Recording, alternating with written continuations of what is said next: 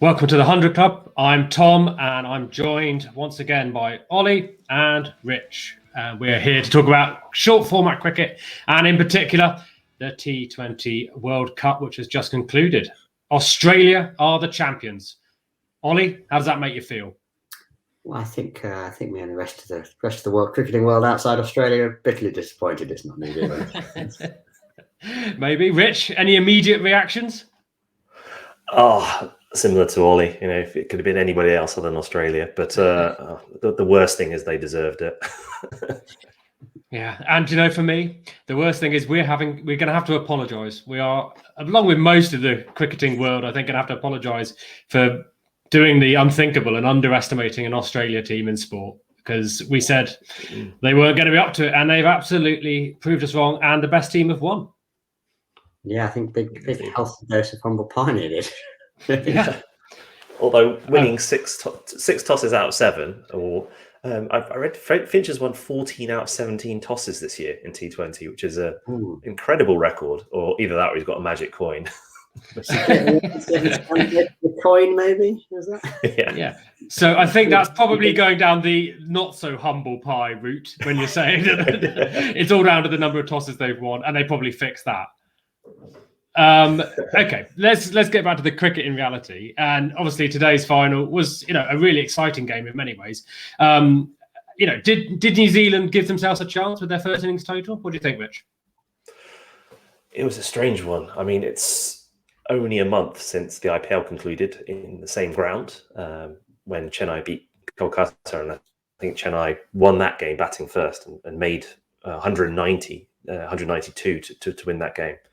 And I thought it was always going to require something similar today, at least 180 plus. But the way New Zealand went about their first 10 overs of their innings was utterly baffling for me. They were 57 for 1 off 10 with relatively little intent at that point as well. They seemed very happy just to push it around.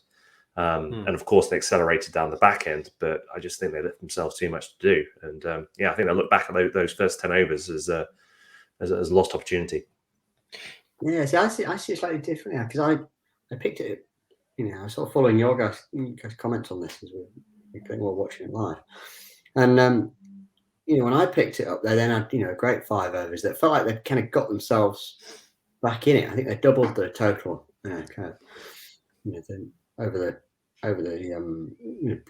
sort of 10 to 15.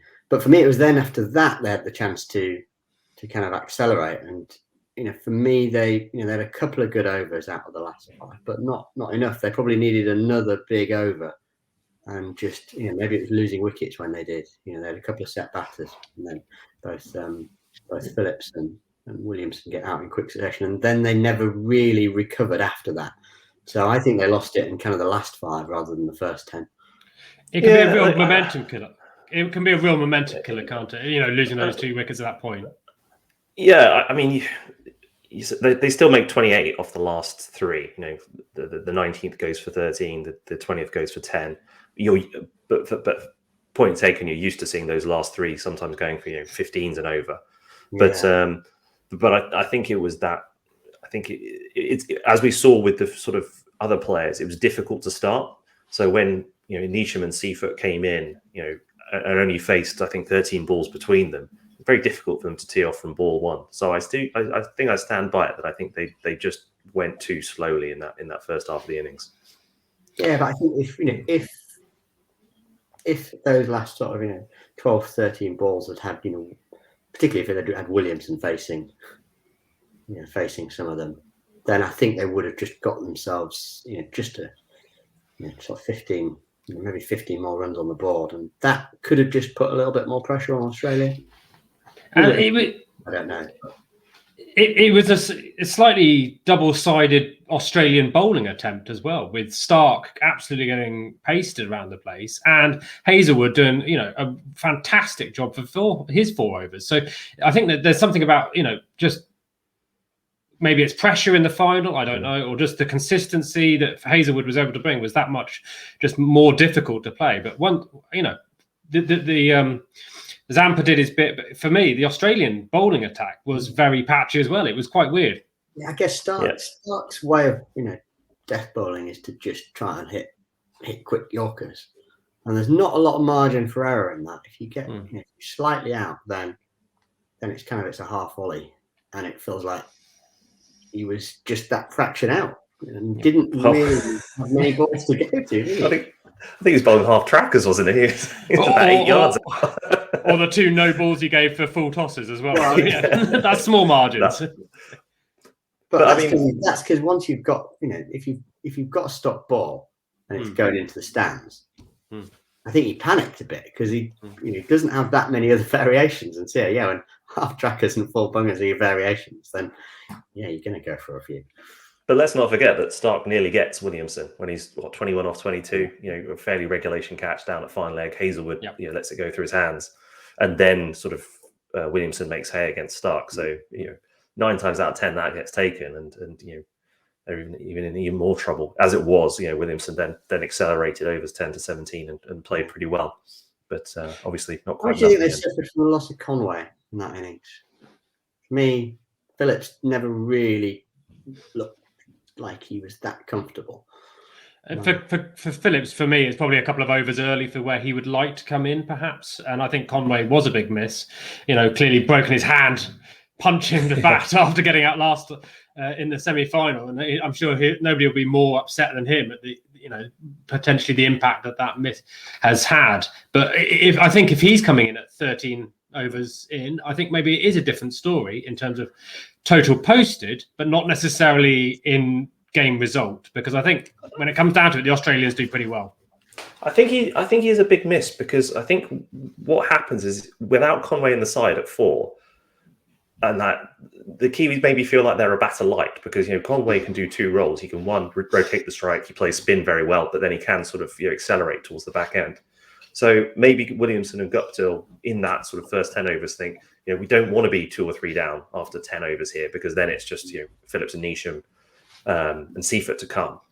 So they play a little bit more within themselves because of the absence of Conway. So maybe that was his impact, was sort of that they kind of played a bit more conservatively because he wasn't there.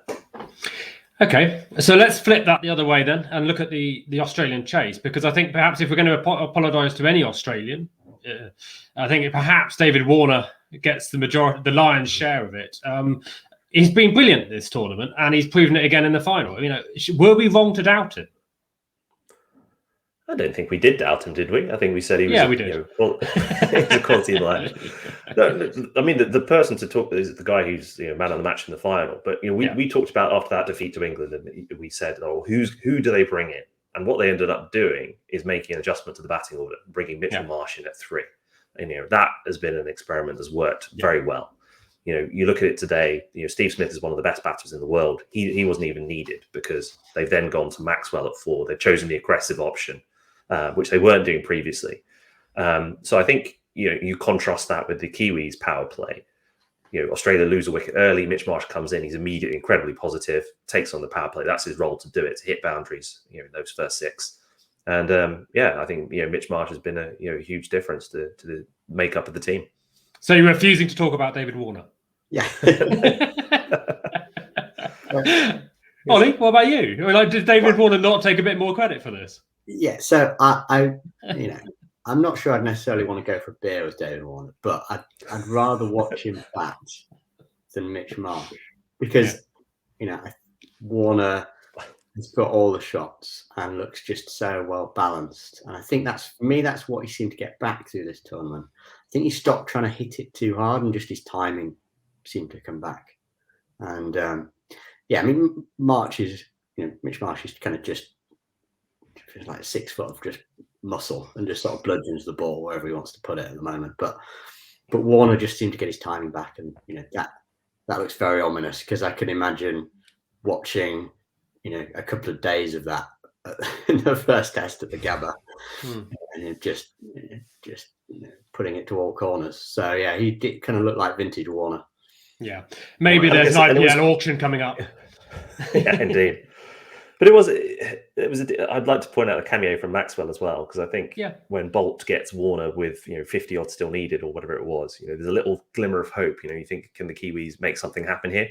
Again, we saw in the IPL final that KKR were going brilliantly, and then there was a flurry of wickets, and they end up losing. But Maxwell comes in and classy knock, 28 off 18, sees the side home. Yeah, and a few balls drop short of long in the deep and that kind of thing. It happens, but ultimately, it's not that close. And I'll go back and slightly apologise. Mitch Marsh obviously had a great innings. Maybe you don't like watching it, Ollie. I'm with you there. Go on. Sorry, you were about to say something, Ollie. I was going to say, I think think about sort of confidence, about trusting the rest of your batting lineup. You think the Australians had just come out of their semi-final where they'd had to get down the order a little bit.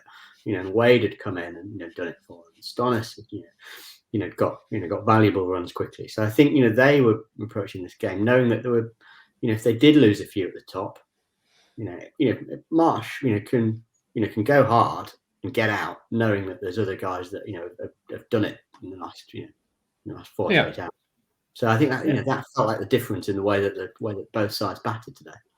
That's good coaching, though, isn't it? That's setting the team up, giving him his job, knowing that he's has license to be aggressive. Yeah. Okay. Ultimately, perhaps not as close as we might have hoped for the final. Didn't really perhaps ultimately come down to the last couple of balls. But deserved winners for Australia. Maybe let's flip it across to the tournament as a whole at the moment. Who's impressed you most across the span of the tournament, and who might make let's not do a whole team, but who might who might get the honourable mentions for what they've achieved throughout the tournament as a whole? Rich, do you want to go first? Yeah, so let's pick somebody from the winning side who maybe doesn't get all the plaudits, but I think has been the key, and that's Adam Zampa. So we talk about that pace attack, Hazelwood, Stark, Cummins, but they've been almost the support act to Zampa in this, and you saw the respect with which the Kiwis dealt with him today. I think aside from the England game where I think he went over tens, other than that, I think he's going for less than a run a ball in the tournament for a spinner in the UAE. Absolutely incredible. So I think Adam Zampa has had a fantastic tournament. Probably player of the tournament, I think, for me. Okay, nice one, Ollie. Who you got? I think the watching the Pakistani opening batsman was always a pleasure. Pretty much felt like they were always on after a reasonable start. I kind of enjoyed both Babar Azam and Rizwan were entertaining. Kind of what you wanted in an opening pair. I think they're the two I'd like to see most come into the 100 next year. Perhaps perhaps my pick as well of all of the performances, which was Shaheen Shah Afridi, of course, was going to be in the 100 last year and had to pull out. So those three into the 100 next year, I'll be a very, very happy Tom. And I'd also, I think, go on, give some honourable mentions. Yeah, a couple of other honourable mentions. Charith Asalanka, the Sri Lankan all-rounder. He's as I said in I think the last episode, I want to see him at the Spirit next year. And I think Shimron Hetmeyer in a tournament where the West Indies didn't look great and a lot of their big guns didn't have much of an impact. I thought he looked a very, very good player, and I'd like to see him in the UK next year. Great. Ollie, you got any more? We could go all day. Last time. No? We had a great tournament. Seemed to carry that Namibian lineup. You need to unearth players in your own squad, Rich. Well, we've got that to look forward to. Let's not get too far into 100 profiles, because otherwise we'll completely undo ourselves when they rename them all just 7 days before the start of the tournament. Who'd have thought it?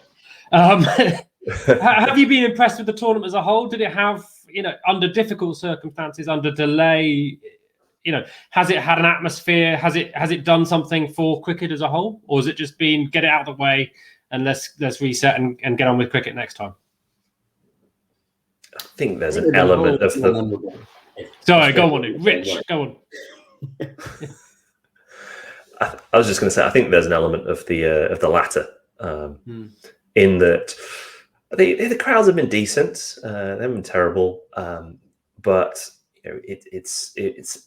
we missed out. This was supposed to be in India. We'll be in Australia next year. I think that will be a better tournament in terms of the crowd, the vibe, and just this very odd sequence of results with this becoming this self-fulfilling prophecy that you bat second and win. It's like the old Cheltenham Gloucester finals, with September 10:30 starts, where you stick them in on a seamer and you always chase and win. Yeah, it was a bit like that. Very strange. Sorry, Ollie, go on. Well, I was going to say, well, if you just follow on that point, then probably got to give a special mention to Afghanistan, who just took that logic and pretty much through the whole group stage, decided to turn it on its head and bat first. Yeah, with really no success. Failed to beat any bigger team. Yeah, no, I think we enjoyed their cricket very much, of course, and you are right in the sense that they did do something different. But Rich, of course, is right in that he's grinding an axe still about the toss, and Aaron Finch is lucky coin. Maybe he'll have a nice shiny dollar for use in Australia next year. Who knows? Okay, for me, I think it's been a good tournament in the sense that under the circumstances, I've been able to get into it. I think it's had a decent level of cricket played, all things said. So yeah, fine. But I'm looking forward to some reality, some big crowds, some passionate crowds that, outside of some of the subcontinental teams, maybe we didn't see as much in this tournament as we might have hoped. So fingers crossed for next year, and let's hope that goes. But believe it or not, there is more international men's cricket coming up very soon. I don't know if you'd noticed. There's 3 series starting this week alone, with India hosting New Zealand, Bangladesh, Pakistan, and West Indies, Sri Lanka all kicking off this week. But perhaps more interestingly, we've got some women's Big Bash League to conclude, and that's going to wind up on the 27th of November, I think. So maybe something for us to dip into there. Anything in particular you're looking forward to at the minute? Rich?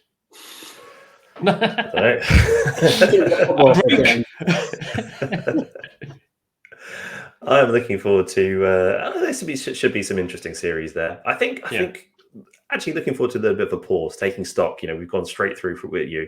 We had the 100, we had the end of the UK short format summer, with the T20 finals day, through the IPL, through this tournament. It feels like it's been cricket every day. So I think maybe having a little bit of a pause, remember what's gone, and then look forward to some of the fantastic cricket coming up this winter. Yeah, we've got even, in terms of the big stuff, clearly short format games around the Ashes and the Women's World Cup as well in early New Year. So we'll definitely be back for that. We'll probably be back before then. Don't think you're getting away with it that lightly, you two. You can catch it again on the 100 Club, where we'll be talking all things short format cricket. I think if you'd enjoyed that and you'd like to subscribe, that'd be great, because I think we're still just 198, is it, Rich? Yeah, just 2 away. And of course, you can always leave comments here, but if you want to address us and you don't want the world to see it, you want to send us a question, or you're interested in other stuff we could cover, then you can email us at fansofthe100@gmail.com, and you can find us at Twitter, where we're the 100 Club 1. Thanks. All the links, as usual, will be in the description down below. It's been great. I need to go and have a lie down. Actually, no, I've got a broken tyre, so I'm going to go and get some Virat Kohli approved tyres for my new Clio. Have a great weekend, boys, and I'll see you soon.